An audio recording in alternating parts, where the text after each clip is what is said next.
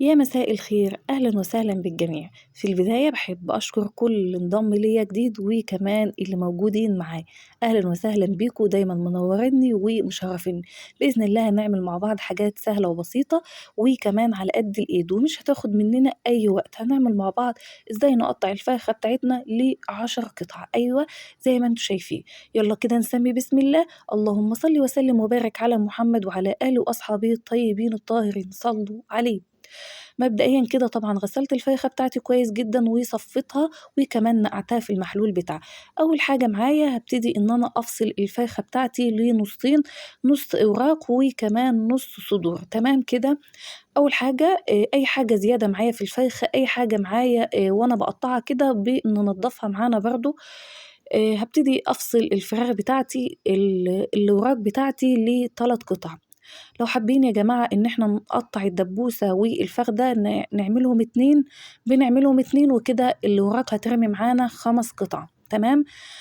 وكمان بقى دخلنا كده على الصدور، هنبتدي نطلّع كل العضم اللي في الصدور، الدبوسة القفص الصدرية، الرقبة، الجوانح، كلّه يعني قسمته كده برضه ل3 قطع. بقى معايا دلوقتي يا جماعة كان معايا كده جناح خارجي، وكده يبقى كان معايا 7 قطع، تمام.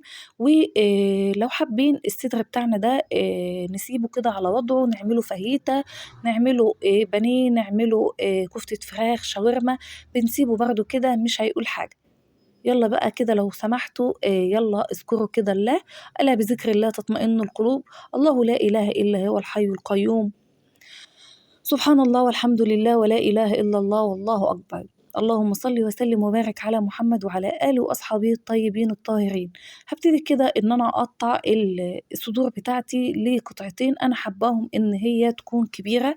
طبعًا أنتم لو حابين إن هي تكون قطع يعني مش هتبقى صغيرة برضه، هي هتبقى وسط، لإن ما شاء الله الفراخ بتاعتي كانت 2,5 كيلو، فرمية لي حاجة حلوة أوي.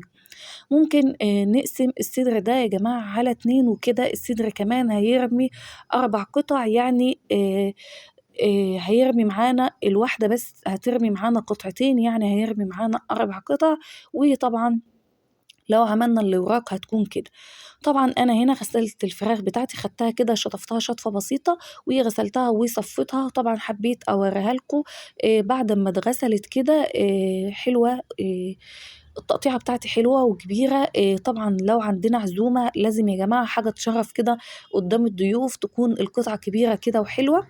بلاش لمّا تكون عندنا عزومة يا جماعة نصغّر القطع، علشان إحنا كده بنقِل من قيمة اللي قدّامنا. طبعًا لو القطع كبيرة بتكون أفضل كتير. ده بقى كان الفيديو بتاعي سهل وبسيط جدًا. إذا عجبكم الفيديو أو قدرتوا تستفادوا منه يا ريت ما تبخلوش عليَّ باللايك وكومنت حلو منكم.